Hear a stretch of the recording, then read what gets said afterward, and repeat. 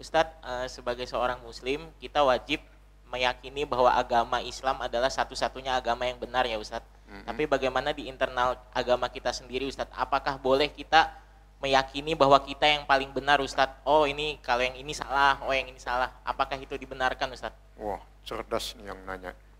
Subhanallah. Betul, prinsip keberislaman itu sudah tegas. Ali Imran ayat 19. Itu ayat itu jangan dihapus dalam prakteknya. Innad dina indallahil Islam. Final mengikat, harga mati. Udah nggak bisa ditawar-tawar. Satu-satunya agama yang benar di sisi Allah itu Islam. Satu-satunya, bukan salah satunya. Yang berkeyakinan salah satu berarti murtad. Tuh. Murtad. Ya, jadi cuma satu-satunya. Kok merasa paling benar? Emangnya bukan kita yang bilang kita paling benar. Kalau dalam konteks ini. Siapa? Allah yang bilang. Allah yang bilang. Al-Ma'idah itu.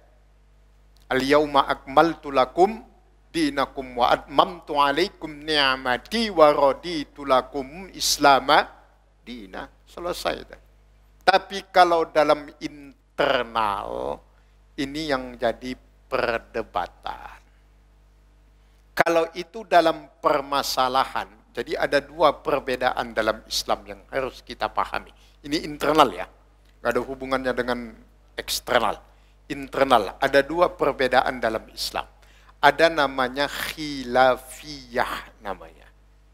Khilafiyah atau ikhtilaf. Ini pengertian khilafiyah beda, tapi sama-sama punya dalil dan dalilnya sama-sama kuat. Itu boleh. Bagaimana menyikapinya? Arif dan bijaklah dengan melapangkan dada menerima perbedaan yang ada. Contoh, orang yang subuh pakai kunut, itu juga pakai hadis, ada dalilnya itu. Sahih juga hadisnya. Yang enggak pakai kunut juga pakai hadis. Hadisnya juga sahih. Yang enggak ada dalilnya itu kunut, tapi enggak subuh, itu enggak ada. Dan kebanyakan malah yang melakukan yang enggak pakai dalil. Bangun tidur baca doa kunut, doanya saja udah salah. Doa bangun tidur kok pakai doa kunut itu. Itu namanya ikhtilaf namanya. Khilafiyah kalau bahasa. Yang kedua namanya iftiraq. Iftiraq itu bukan lagi beda pendapat tapi sudah perpecahan, Pak. Yang disebut dengan awalnya adalah inhirab yang menyebabkan iftiraq. Inhirab itu penyimpangan, Pak. Beda. Beda. Tapi yang satu pakai dalil, yang satunya nggak pakai dalil. Itu namanya penyimpangan itu. Itu nggak ada toleransi bagi yang begitu. Nggak ada dalilnya, tinggalkan. Karena inhirab itu nanti akan menyebabkan iftiraq, perpecahan. Jadi Bapak Ibu sekalian yang Allah muliakan, kalau dalam internal beragama, internal kita umat Islam, sikap yang paling bijak ya jangan merasa paling benar dengan menyalahkan orang lain dalam hal-hal yang memang itu diberikan ruang oleh agama untuk terjadinya perbedaan. Tapi kalau hal-hal yang tidak boleh berbeda, ya nggak boleh beda. Tuhan itu satu. Gimana kalau dua? Murtad yang bilang dua. Subuh 2 rakaat final. Gitu. Ada yang coba-coba, gimana kalau kita 3 rakaat biar pahalanya nambah? Murtad gitu. Nah, tapi kalau masalah masih perbedaan, gimana? Pakai kunut apa tidak? Monggo terserah. Loh dalam prakteknya gimana Ustadz kalau kita dalam sholat berjamaah? Sudah diajarkan dalam agama kita dalam fikih, kalau dalam sebuah sholat berjamaah, imamnya kunut, kita punya pilihan sebagai makmum, boleh kunut, boleh tidak. Yang nggak boleh itu kalau imam yang nggak kunut, kemudian kita kunut, itu nggak boleh. Ya, kenapa? Karena dikhawatirkan nanti ketinggalan sholat jamaahnya. Ya, yang namanya berjamaah, makmum itu ngikut imam. Imamnya udah salam, dia masih berdiri aja kunut. Apalagi kunutnya plus ketiduran. Wah, luar biasa. Sampai udah jam 7 nanti masih kunut aja dia kan gitu. Jadi sudahlah, kita umat Islam ini cari titik persamaan. Jangan memperbesar titik perbedaan. Kecuali sama kelompok-kelompok yang sudah jelas-jelas beda. Syiah, Ahmadiyah, yang begitu nggak ada toleransi. Nggak ada toleransi sama yang begitu-gitu itu. Ya. Wah, itu berarti radikal, bukan. Bukan radikal. Emang apa hubungannya? Ya sama JIL, itu jaringan Islam liberal.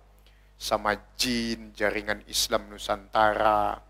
Terakhir dia putus asa karena nggak laku, jualannya dirubah menjadi Anus. Nggak enak amat. Anus, iya. Aliran Nusantara itu, betul. Anus disingkat Anus. Ngomongnya juga nggak enak, apalagi isinya itu. Memang orang, ya itu orang-orang yang begitu itu Ibu. Itu kalau dalam bahasa ilmu kejiwaan, itu namanya orang-orang berkebutuhan khusus namanya. Jadi menyikapinya pun dengan hal-hal yang khusus. Ya itulah kita kembali kepada kaedah badut itu. Tertawakan aja lah. Kasihan sebenarnya itu. Ya kasihan. Itu namanya split personality. Kepribadiannya terbelah, itu yang begitu. Kalau bahasa lainnya hipokrit. Bahasa agamanya munafik gitu yang begitu. Satu sisi kelakuannya apa? Cobalah seperti orang Islam liberal itu. Kalau ditanya, dia sadar dia salah, Pak. Dia sadar dia salah. Tapi ya itu tadi, lillahi lobinya kalah dia. Lillahi robbinya dikalahkan oleh lillahi lobi. Maksudnya apa Ustaz? Alah, ujung-ujungnya nggak usah berpikir, wah dalilnya bla bla. Orang liberal mengajukan menurut Aristoteles. Alah, pret. Ujung-ujungnya apa? Nih. Duit. Oh ya, itu ujung-ujungnya. Oh, sok berargumen. Ini kan malah sok bahasa keren. Ini bentuk intensif ya. Alah. Pret, itu ilmiah. Jadi seakan-akan kalau pakai bahasa-bahasa yang begitu ilmiah. Bukan. Yang ilmiah itu yang masuk akal. Logis itu ilmiah. Itu. Namanya ilmiah. Sesuai dengan keilmuan. Bisa dipahami, bisa diketahui orang lain. Ini ngomong sampai langit ketujuh, orang bengong yang dengar. Wah ini ilmiah. Ilmiah apaan? Error, iya. Wah bahasanya udah nyampe ke langit. Ini kan bentuk humanisme. Ente belum ngomong humanisme, Islam udah ribuan tahun yang lalu ngomong tentang itu. Yang jelas ya begitulah manusia ini sekarang. Ya menuntut sesuatu yang justru menghancurkan kemanusiaannya. Dengan alasan hak asasi manusia. Tapi justru merusak kemanusiaannya sendiri. Maka fafiru ilallah. Kembalilah kepada Allah. Itulah jalan yang selamat satu-satunya. Kembalilah kepada Allah. Manusia ini pada hakikatnya hanya merasa pintar, merasa hebat, merasa kuat. Hakikatnya tidak demikian. Enggak demikian. Orang yang merasa hebat, merasa kuat, kita sebut dengan istilah preman. Udah bunuh orang, banyak yang dia bunuh. Sakit kepala, masih nyari obat.